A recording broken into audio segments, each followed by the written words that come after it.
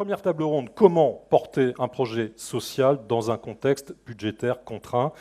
Sujet on ne peut plus d'actualité, donc j'appelle Stéphane Troussel, président du conseil départemental de Seine-Saint-Denis. J'appelle aussi Martial Bourquin. Bonjour Monsieur Bourquin. Vice-président de l'UNCAS et maire d'Audincourt. Et Christophe Géretti, qui est là, président du comité d'orientation des finances locales de la Banque Postale. Merci. Alors prenez vos micros, vous avez des micros qui s'allument. Il faut juste appuyer sur une petite touche qui est là, hop, et ça va miraculeusement fonctionner. Donc face à la contrainte budgétaire, en gros, que faut-il faire? Adapter ou réinventer les organisations quand les marges de manœuvre se réduisent? Comment adapter le service public local? Quels effets pour les agents, des points de vue des ressources humaines, managériales ou encore organisationnelles? On le sait, dès 2010, les collectivités locales ont été appelées à contribuer à l'effort de redressement des comptes publics. Avec la baisse de la dotation globale de fonctionnement en 2014, la contrainte budgétaire est devenue une réalité brutale, vous le savez sans doute, pour de nombreux acteurs du service public local. J'ai envie de me tourner encore une fois vers Stéphane Troussel pour commencer. Comment mettez-vous en place votre politique de solidarité? La question est un peu large. Avec quels obstacles à surmonter? J'ai envie de vous demander par quoi vous commencez. Bon, je l'ai dit, merci à vous, mais je l'ai dit dans mon introduction, les départements, celui de la Seine-Saint-Denis en particulier, a au cœur de ses missions un certain nombre de compétences, de responsabilités obligatoires. C'est le chef de file des solidarités. Et donc, bien évidemment, pour déployer ces politiques, ça se fait en lien avec le bloc communal, en particulier donc les communes dans un territoire urbanisé comme le nôtre, les communes à travers leur CCAS. La Seine-Saint-Denis, c'est un territoire très jeune, puisque 44% de la population a moins de 32 ans. Donc c'est dire à quel point ça marque la réalité du territoire de Seine-Saint-Denis. Le taux de pauvreté y est 2 fois plus important que la moyenne nationale. 14% en moyenne au niveau national. On est plutôt, nous, aux alentours de 28%. Un nombre élevé d'allocataires du RSA et un taux de chômage qui, malgré la situation actuelle, reste plus important que les moyennes régionales et nationales. Alors, les compétences du département, c'est principalement l'aide sociale à l'enfance, le service social départemental, l'hébergement d'urgence pour notamment les femmes seules, isolées avec enfants de moins de 3 ans, les politiques d'autonomie pour les personnes âgées et les personnes en situation de handicap.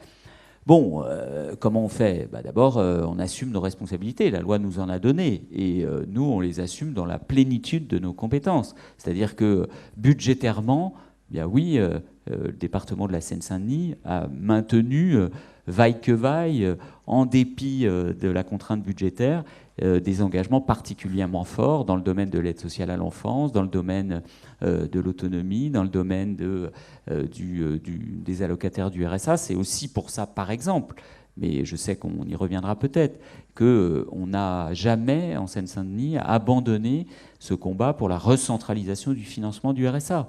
Pourquoi? Tout simplement parce que l'État, après le transfert de 2004, en décidant de transférer au département le paiement de l'allocation, eh bien, c'est déchargé progressivement du paiement de l'allocation.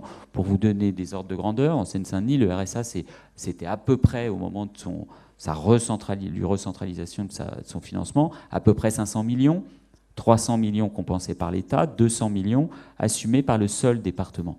Bon, eh bien, quand année après année, le département est obligé d'y mettre 200 millions de sa poche, ben c'est autant de crédits en moins qui sont disponibles pour l'accompagnement, la construction des parcours individualisés, l'insertion sociale, l'insertion socio-professionnelle. Et donc c'est aussi pour ça, comment vous me posiez la question, comment vous faites? Voilà, comment on a fait. On a mené cette bataille politique et à force de persévérance, à force de conviction, on a réussi, obtenu cette recentralisation du financement qui ont clairement donner des perspectives nouvelles, y compris budgétaires, au département de la Seine-Saint-Denis. Depuis 2021, vous avez entre 50 et 70 millions d'euros. À peu près. Bien évidemment, je savais, ça fait bien longtemps que je ne crois plus au Père Noël, et donc je savais que l'État n'allait pas me laisser 200 millions par an. Néanmoins, j'avais fixé la barre, oui, à peu près aux alentours de 50 millions de ce que je voulais retrouver comme marge de manœuvre. C'est plutôt aux alentours de 70 millions. Et on en a mis en 2 ans, ça nous a permis de doubler en 2 ans tous nos crédits d'insertion. C'est-à-dire qu'on est passé de 23 millions à 46 millions d'euros pour doubler les places dans tous les dispositifs d'insertion, pour refondre complètement notre politique d'accompagnement individualisé avec 22 nouvelles agences locales de l'insertion, avec le doublement du nombre de conseillers qui vont être auprès des allocataires du RSA, y compris pour bâtir une nouvelle politique de l'insertion à un moment où la Seine-Saint-Denis connaît de très grandes transformations avec de multiples chantiers et où ce développement économique supplémentaire, ce développement des opportunités, y compris pour les plus fragiles, elles doivent servir d'abord justement les habitants du territoire. Mais pour cela, encore faut-il avoir un certain nombre de dispositifs qui permettent d'accompagner les plus fragiles. Et je crois que là, on s'est donné des moyens pour, mieux accompagner, plus accompagner et traduire en perspectives nouvelles. Alors, on y reviendra dans quelques minutes, et notamment sur ces agences d'insertion qui ont été créées. Je veux aussi donner la parole à Martial Bourquin. Martial Bourquin, vous êtes l'exemple de l'élu que rien n'arrête pour bâtir, y compris dans les situations les pires. Vous êtes l'exemple de la débrouille, on va dire ça comme ça. Situation budgétaire contrainte, il y a toujours un moyen de s'en sortir si on prend les choses de la bonne façon et qu'on trouve les bons partenaires, en fait. Alors, tout d'abord, je voudrais dire qui on est, c'est-à-dire la ville d'Audincourt. À côté de Sochaux, Sochaux, pour tout le monde, c'est la grande ville. C'est une petite ville de 3 000 à 4 000 habitants, mais qui avait une entreprise de 43 000 salariés qui sont devenus 5 000 salariés. Territoire en pleine restructuration industrielle. Et lorsqu'on fait notre ABS, cette analyse des besoins sociaux, on s'aperçoit que ces restructurations industrielles portent des coûts très importants à la cohésion sociale. Mais quand je dis très important, c'est assez impressionnant. Entre l'ABS d'il y a 6 ans et l'ABS de maintenant, c'est assez impressionnant. Deuxième chose, auparavant, on avait 2 taxes dynamiques en local. La taxe foncière et la taxe d'habitation. On se retrouve avec plus qu'une taxe. Et vous savez qu'une dotation de l'État, il en fait ce qu'il en veut quand il en veut. Et donc, on se retrouve... Je n'ai jamais augmenté les impôts depuis une vingtaine d'années. Et pourquoi ? Parce que je disais, il vaut mieux avoir plus de personnes qui habitent la commune, qui payent les 2 taxes, que d'augmenter les impôts puis rester peu nombreux. Et ce concept-là est complètement mis à mal par la fin de la taxe d'habitation. Ce qui veut dire quand même, pour nous tous, qu'il faut réinventer une taxe locale dynamique qui nous permette de faire face à nos responsabilités, comme disait tout à l'heure Stéphane. Mais en attendant. Oui. Alors, comment on fait ? Je ne dis pas que je suis un... Vous savez, il y a plein de maires qui font un boulot extraordinaire partout. Simplement, quand on a moins de moyens, quand on a une pauvreté, une précarité très forte, la question sociale ne se pose pas en disant on le fait ou on ne le fait pas. Elle s'impose à vous. Et quand elle s'impose à vous, vous devez trouver les moyens d'avoir des politiques sociales dynamiques. La première des choses, je pense qu'un maire a la chance, c'est le droit des sols. Je le dis à celles et ceux qui sont ici, ne vous passez jamais de ce droit fondamental d'un maire. Le droit des sols, le foncier, voire l'acquisition du foncier, c'est la possibilité, lorsqu'il y a, quand on n'a pas d'argent ou peu, à un moment donné, de dire au département, de dire à la région, à l'État, moi j'amène le foncier, et au privé, faisons ensemble des projets de qualité. Là, aujourd'hui, nous sommes sur l'habitat senior et nous essayons de faire en sorte, vous voyez, par exemple, un achat de 18 000 € sur une ancienne ferme de qualité, Eh bien, en achetant, avec un parc extraordinaire, en démolissant, on revend aux organismes logeurs qui vont mettre en place cette résidence senior. On revend et surtout notre apport, il ne sera pas financier, il sera financier au moment de l'achat, mais avec les taxes qui tomberont par la suite, on retrouvera au bout de 10-12 ans notre investissement. On a fait en très peu de temps, en 2-3 ans, on a un centre de santé. Il faut vous dire, chers collègues, les médecins qui font 60 visites par jour, dans les nouveaux médecins, il n'y en aura plus. Il faut, ça s'est féminisé. La ville, on a été à Alfortville, qui est un bel exemple, qui avait un centre de santé, et on a fait notre centre de santé. On va arriver à 4 médecins, et c'est des médecins, effectivement, qui veulent faire de la vraie médecine, et qui ne veulent plus faire du chiffre uniquement. On avait la maison médicale de garde qui allait tomber. Comment vous faites pour les convaincre? Il y a plein de cas où les médecins restent... les convaincre, c'était un médecin qui était au bord de burn-out. Et on lui a dit, plutôt que de changer de métier et de partir je ne sais où, on vous embauche. Et on a repris leur cabinet. Et par contre, des jeunes médecins libéraux viennent prendre leur place dans leur cabinet. Mais... cette dame-là était au bord de burn-out. 60 visites, vous vous rendez compte ce que c'est que par jour? Et là, on a des nouveaux médecins qui sortent de leur thèse et qui disent « je veux être salarié ». Alors, il faut donner un bon niveau de rémunération. On s'est mis à peu près sur les chiffres de l'hôpital. Et puis, ça fonctionne. Ça fonctionne. Alors, tout ça, ce n'était pas la responsabilité des maires. Stéphane, c'est la responsabilité de l'État, ça. Systématiquement, j'ai vu avec le département, j'ai vu avec l'ARS, et en disant, je prends le risque, mais prenez-le avec moi. Et je veux des financements avec. Et donc, systématiquement, c'est du montage de projet, c'est une culture de projet avec la volonté de prendre des risques, mais des risques calculés parce que l'État... parce que le département est à nos côtés, voire même la région dans certains domaines. Et on reviendra en détail sur les projets que vous avez en tête, parce qu'il y en a vraiment beaucoup. C'est impressionnant, Marcel Bourquin. Christophe Géretti, vous êtes de la Banque Postale, et c'est vous qui décidez parfois de donner ou pas des crédits financiers. Pour commencer, quel est votre constat? Quels sont vos chiffres? Quel est votre constat de cette situation budgétaire qu'on dit, qu'on constate très difficile en ce moment? Bonjour à tous. Alors, c'est pas moi qui donne les crédits, on a des directions opérationnelles. Il ne faut quand même pas tout centraliser sur une personne. Vous pouvez faciliter bon, les choses. On le sait aujourd'hui. On a sorti récemment la note de conjoncture avec quelques prospectives. C'est un peu la base de notre direction études qui est assez unique dans ce monde-là.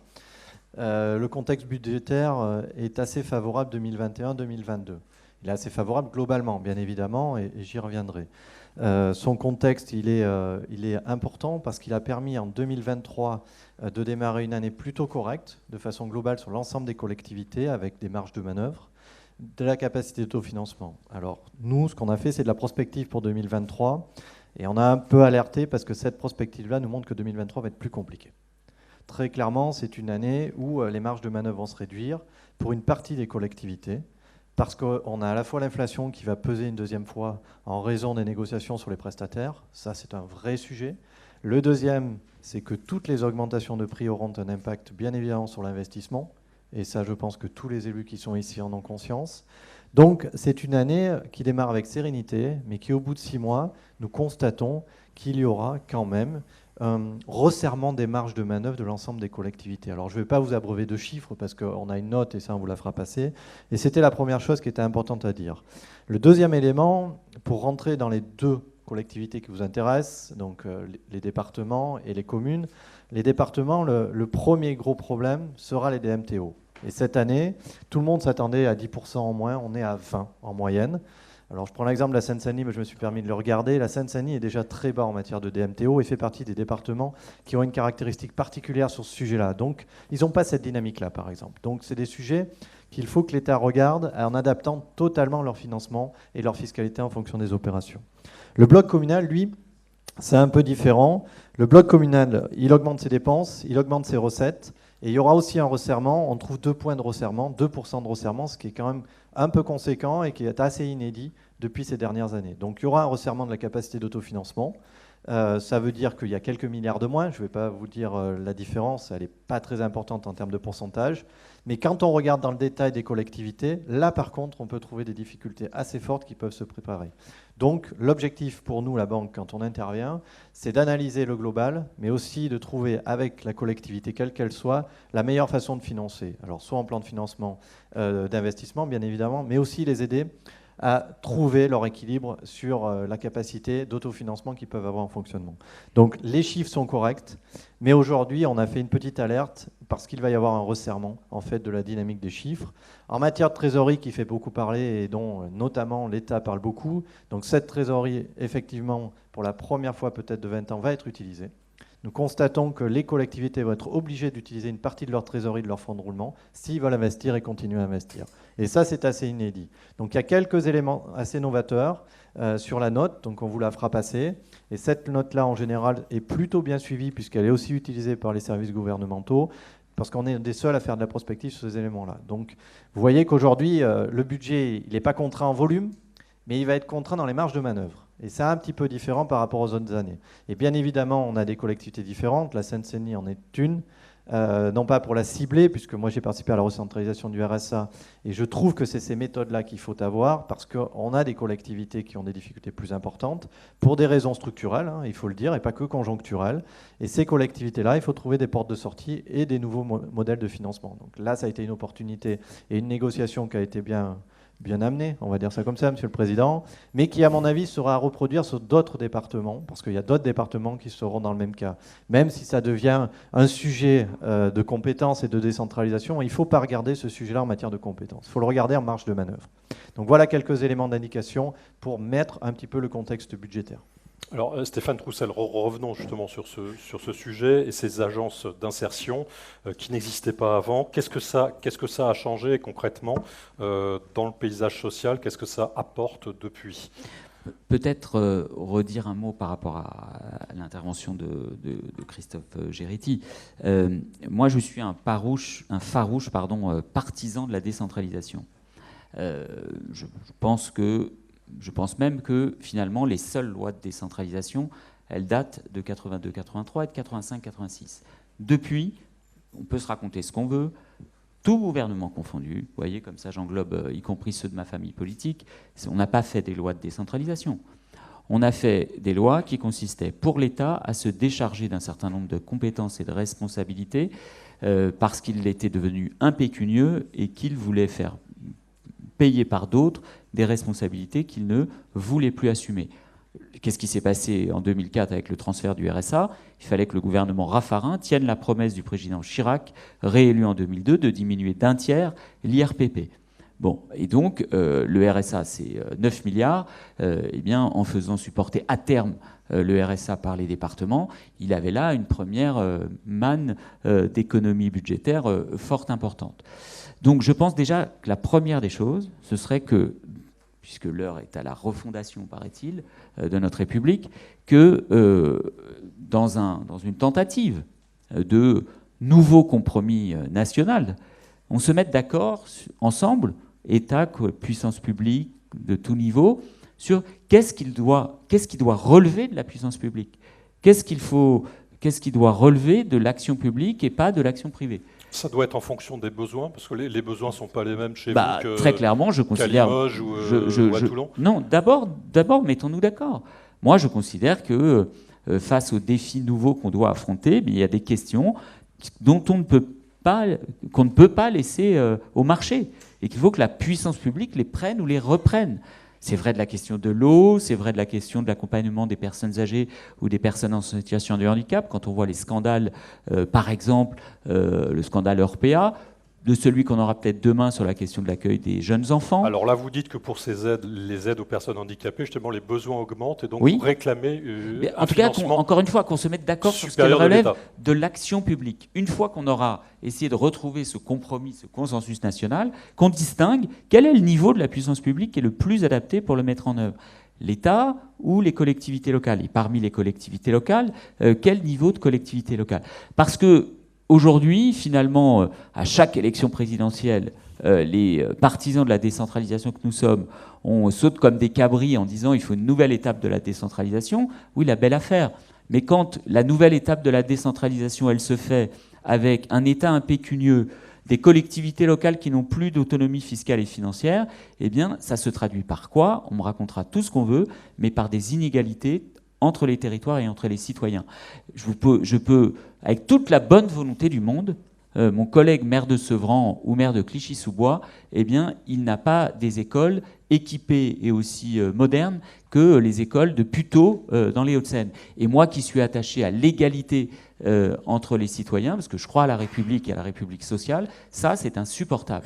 Donc je pense que cette question-là, dans un peu la refondation du pays, c'est essentiel. Du coup, je vais à votre deuxième question que j'ai essayé de ne pas oublier. L'insertion avec les agences et avec les associations. Très clairement, qu'est-ce qui fait qu'on a pu refonder notre politique d'insertion? C'est tout simplement parce qu'on a récupéré des moyens à la hauteur des besoins auxquels on doit faire face. Parce que la réalité, c'est que quand le gouvernement de Michel Rocard a créé le RMI, il avait fixé un objectif d'à peu près 20% des dépenses d'allocation que les départements devaient consacrer justement à l'accompagnement individualisé, à la formation, à l'insertion, à la construction de parcours individualisés, mais avec des départements qui ont de plus en plus été amenés à payer l'allocation, eh bien, ils ont au mieux maintenu le même volume financier, mais bien évidemment, quand on a plus d'allocataires et qu'on fait la même chose avec plus d'allocataires, de fait, on fait moins pour chacun d'entre eux.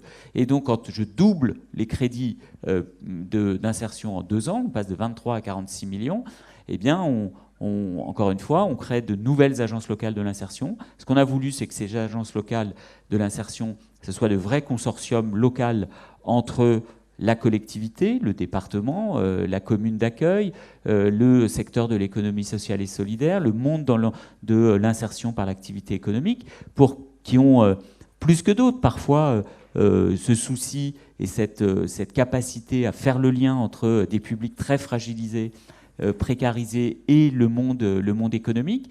Donc ça, c'est un peu le sens principal de ces nouvelles agences locales de l'insertion, vraiment d'avoir ce souci constant de monter des projets locaux pour favoriser le rapprochement entre le développement territorial et les publics les plus en difficulté, de doubler le nombre de places d'accueil dans les dispositifs de formation et d'insertion. J'en profite, je suis au Conseil régional d'Île-de-France, mais il y a... elle n'est pas là pour me répondre, et aucun de ses vice-présidents, je crois. Mais je crois que ça ne concerne pas seulement la région Île-de-France. Mais nous avons quand même un petit sujet sur l'activation des dépenses de formation pour les publics les plus éloignés de l'emploi. Dans notre pays, c'est les régions qui ont la compétence de formation. Or, les dispositifs régionaux de formation sont souvent pas assez adaptés aux publics les plus en difficulté. Et donc, souvent, les départements doivent, à travers le plan départemental d'insertion, eh bien, doublonner les dispositifs régionaux de formation parce que les dispositifs sont mal calibrés aux publics les plus éloignés, ils ne sont pas forcément organisés en proximité, et quand on est allocataire du RSA, il y a un certain nombre de freins périphériques, la mobilité, la garde d'enfants, un certain nombre de questions comme celle-là, et les dispositifs de formation ne sont pas souvent bien calibrés pour ces publics. Donc on a augmenté le nombre de places disponibles dans nos dispositifs de formation. On a doublé les crédits que nous consacrons à l'insertion par l'activité économique, faciliter le financement dans les villes des facilitateurs de clauses sociales pour que dans toutes leurs commandes publiques, elles puissent avoir des professionnels qui les accompagnent pour mettre en œuvre ces clauses d'insertion dans leur marché public. Voilà quelques-uns des axes que nous avons développés dans cette nouvelle donne de l'insertion en Seine-Saint-Denis. Avec un travail commun avec les CCAS, notamment au niveau du handicap. Alors ça, c'est un autre volet, oui, dans le cadre de notre partenariat avec les CCAS et là plutôt moins sur notre politique d'insertion que sur notre politique sur l'autonomie. On a expérimenté des permanences localisées dans les 2 plus grandes villes pour l'instant, Montreuil et Saint-Denis, de la maison départementale du handicap pour être dans une plus grande proximité. On va, à l'issue d'une première expérimentation, essayer d'analyser pour voir comment on peut élargir ce type de fonctionnement, parce que ça nous paraît plus adapté d'avoir une première approche et pas systématiquement de renvoyer à la préfecture les publics pour soit le suivi, le premier dossier, l'état d'avancement de la situation ou le traitement de cas un peu complexes, et de pouvoir le faire en lien direct, en proximité dans les CCAS. Merci. Martial Bourquin, votre actualité, c'est quoi? Votre projet dans ce moment, c'est quoi? Et les financements, c'est quoi? Vous êtes financement public et financement privé aussi. Alors, on est en préparation de budget, toutes les collectivités, l'État. Le gros problème que nous avons devant nous, c'est en matière d'investissement, la bombe à retardement que nous avons devant nous concernant ce que Stéphane Troussel a dit tout à l'heure, le vieillissement de la population. Et on a un parc logement qui est complètement inadapté aux seniors et aux handicapés. On fait une conférence du logement dans la ville avec les organismes logeurs, l'État, sur l'adaptation au handicap et au vieillissement. Ça voudra dire que dans certains immeubles, il faudra y mettre des ascenseurs. On nous dit que ce n'est pas possible. Quelques architectes nous montrent que c'est possible. Ces personnes qui ne sortent peu parce qu'ils sont dans un âge avancé ont besoin de vraies terrasses, mettre des terrasses métalliques, comme ça se met. Tout est possible. Ça, c'est un projet important, essentiel. L'autre point, c'est que nous devons construire beaucoup plus de logements seniors. Ces logements seniors, comment ils se construisent? D'abord, il faut du terrain, on le disait tout à l'heure. Ensuite, il faut qu'il y ait entre le privé et le public un deal, comme on dit, pour que on ait nos mots à dire sur le futur projet, parce que le bâti, c'est important. Le bâti, c'est important, hein, faisons attention. L'adaptation, on a relâché il y a quelques années le gouvernement sur les normes handicap, c'est une bêtise. Il faut que l'ensemble de nos logements soit adapté au handicap. Ce n'est pas 10%, c'est l'ensemble de nos logements. Et pour cela, il faut construire du neuf. Et construire du neuf, par exemple, ça concerne non seulement les logements sociaux, mais ça concerne aussi les logements des couches moyennes supérieures, y compris. Comment vous trouvez vos partenaires sur la construction, sur les prix aussi de construction? Alors, comment on retrouve les partenaires? Tout simplement en ayant des projets. Je pense que pour un élu local, le fait d'avoir le projet, un montage de projet de qualité, c'est un gage de succès. Pour monter il faut une expertise du bâti, une expertise financière, faire en sorte que tout ça ne soit pas trop loin du centre-ville, parce que ça fait vivre les commerces, mais en même temps, pour les personnes âgées, ils ont besoin d'avoir du logement adapté qui leur permette d'avoir une vie sociale. Et donc, ces expertises-là, une fois qu'elles sont mises en place, plus le dossier est de qualité, mieux il se défend auprès des cofinanceurs.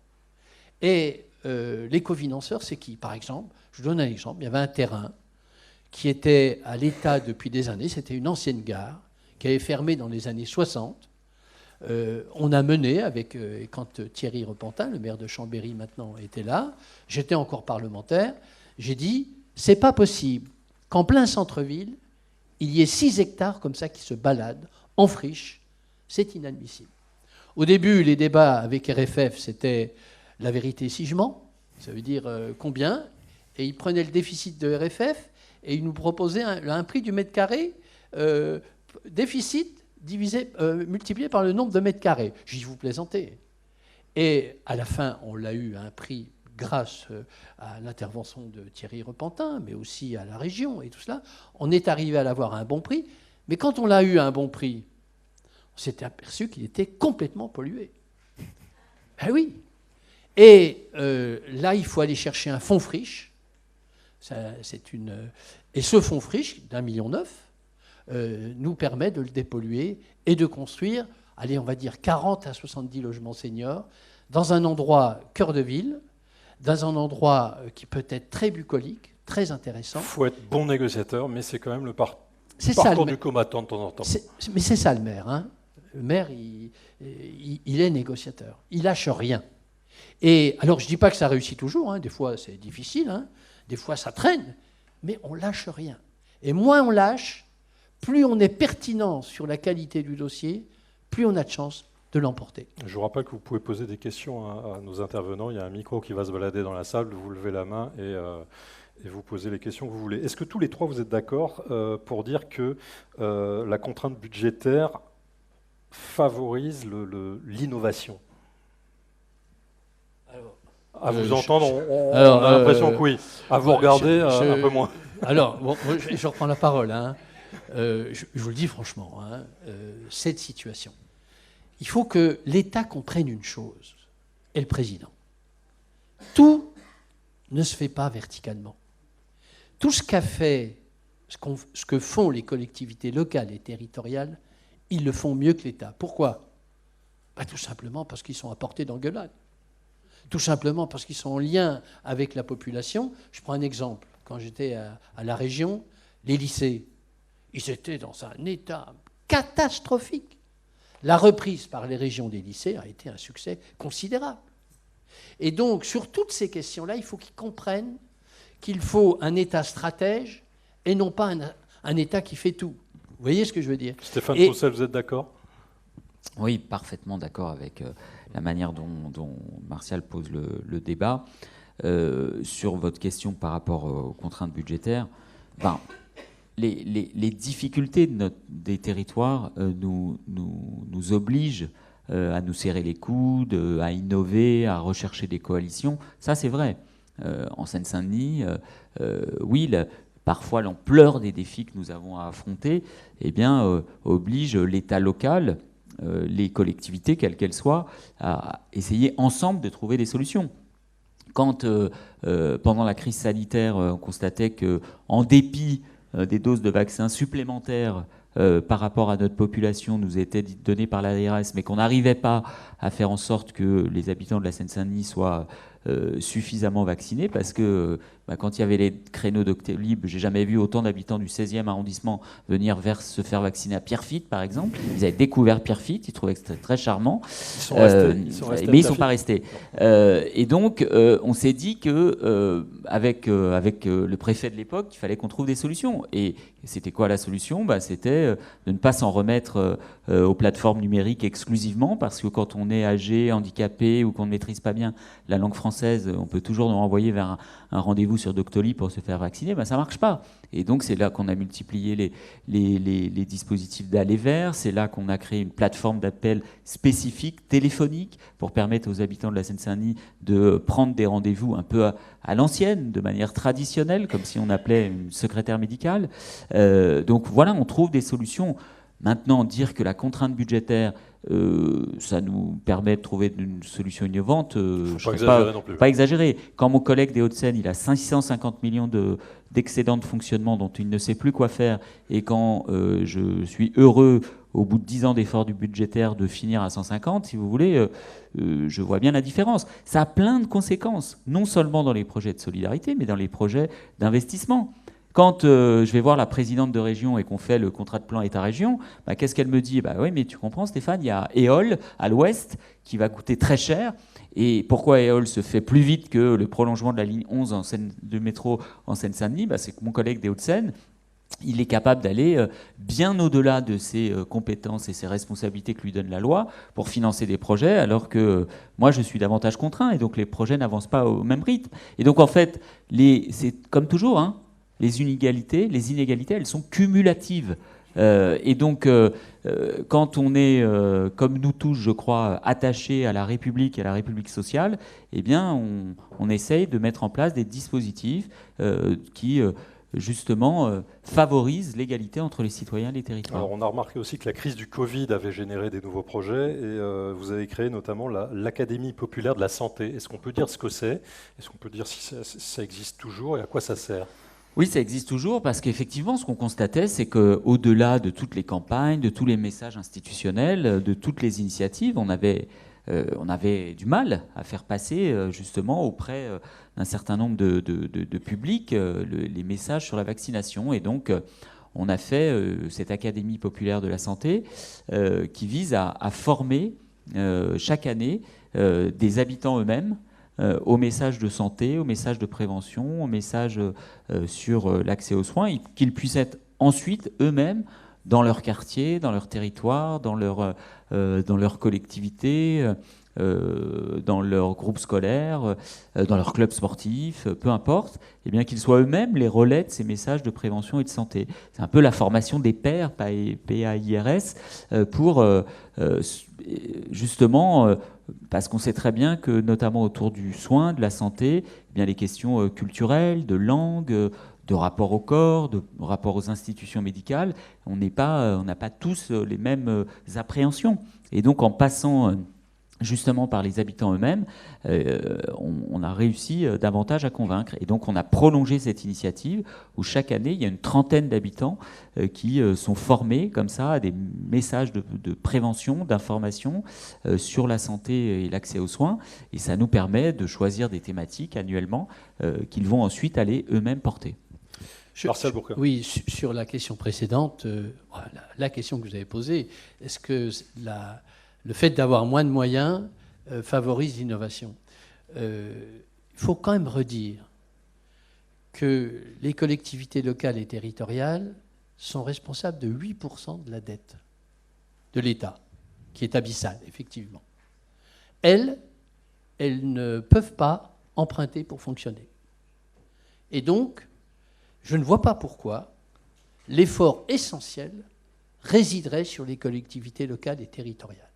C'est franchement inadmissible de continuer à porter un procès implicite en disant il y a beaucoup d'élus. Un jour ou l'autre, on nous dit comment elles dépensent trop. Par exemple, le président de la République et le Premier ministre disaient il faut plus de crèches. Qui c'est qui les fera, les crèches? Qui est-ce qui va les faire? C'est nous. Et là, on voit le resserrement, par exemple, du financement des CAF, parce qu'ils ont moins de moyens nationalement. Il y a tout cela. Je pense qu'il faut qu'il y ait une réflexion renouvelée, complète, sur le fait que les collectivités locales et territoriales sont une chance pour la France.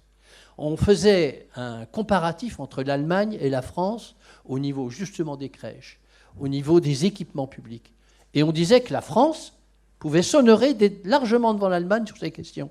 Mais c'est grâce aux collectivités locales et territoriales. Ça doit être, on arrive à la fin de la table ronde, juste du financement public ou encourager aussi le financement, le partenariat avec le privé. Alors, c'est vrai, mais en même temps, je pense que le partenariat avec le privé, la société mixte, comme on dit, le fait d'avoir une puissance publique, des services publics, comme tu disais tout à l'heure, fort, et à côté de cela, faire en sorte que le privé soit systématiquement invité à mettre en place des projets.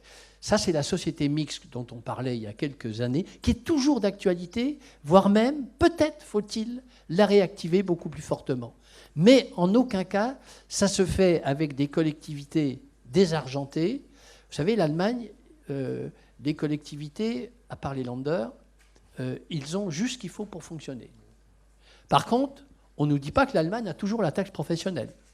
Plutôt que de l'avoir supprimée, on aurait mieux fait de la mettre sur les bénéfices comme ils l'ont fait eux, plutôt que de la supprimer complètement. Merci. Il y a là une crise des finances publiques qu'il faut aborder, sinon on va vers des difficultés de plus en plus importantes. Merci Martial Bourquin. Le mot de la fin, Christophe Géretti qui n'a pas beaucoup parlé, très rapidement, Non, on arrive à la fin. C'est les élus qui sont opérationnels, nous on est des accompagnateurs. Juste pour rajouter 2 éléments à la question du financement et de la mise en œuvre, qu'elle soit dans un cadre financier contraint ou non. Aujourd'hui, il y a 2 directions qui sont prises, notamment par les financeurs, qu'ils soient publics, qu'ils soient des banques ou qu'ils soient privés. On a la transition démographique et on revient au vieillissement. Et cet élément-là, aujourd'hui, nous, sur la banque, on crée des prêts sociaux qui sont exclusivement dédiés à ces éléments-là. Et on finance 2 CCAS. Après, il y a des choses qui sont très précises et des choses moins précises, par exemple. Et le deuxième élément qu'on a et qu'on est en train de cibler et que les financeurs, pour aider les collectivités, Aider, c'est le mot au sens large. Hein. Je ne parle pas d'aider, c'est financier. Hein. D'aider, parce que financièrement, il va falloir beaucoup d'argent, c'est la transition écologique. Et on développe du prêt vert. Et pourquoi? Parce que derrière, on est sur la troisième transition, c'est celui de la vie et de la précarité. Et on en a parlé, le logement et la précarité de demain. Et on évoque beaucoup le sujet. Et aujourd'hui, on a un troisième élément, c'est que quand on fait du prêt, il faut que nous, derrière, on ait le résultat en efficacité pour que les gens payent moins de charges et que les collectivités payent moins de charges. Donc aujourd'hui, le développement depuis 2 ans sur une banque comme la Poste, qui est une banque un peu particulière, qui est un groupe public, hein, est d'aller sur ces 2 sujets et de les cibler. Et ces prêts-là, depuis 2 ans qu'ils sont en place, on a fait plus d'1 milliard de prêts verts, ce qui est quand même important et on est les seuls à l'avoir fait. Et le deuxième, c'est les prêts sociaux qui se sont développés. On est à plusieurs millions et ça commence à se développer. Et juste pour finir, nous, on constate très clairement que c'est les collectivités qui sont les opérateurs. Et ce n'est pas péjoratif. C'est-à-dire que c'est eux qui réalisent et c'est eux qui aboutissent les politiques publiques. Et c'est cet élément-là, aujourd'hui, qu'il faut clarifier avec l'État. Et c'est ce sujet-là que vous avez à traiter. Et c'est ce sujet-là qui nous permettra d'aller encore plus loin dans les financements, en allant chercher du privé, en investisseurs et du public, bien évidemment. Merci beaucoup à tous les trois de vos témoignages. Christophe Zeretti, Stéphane Troussel, Martial Bourquin, merci beaucoup.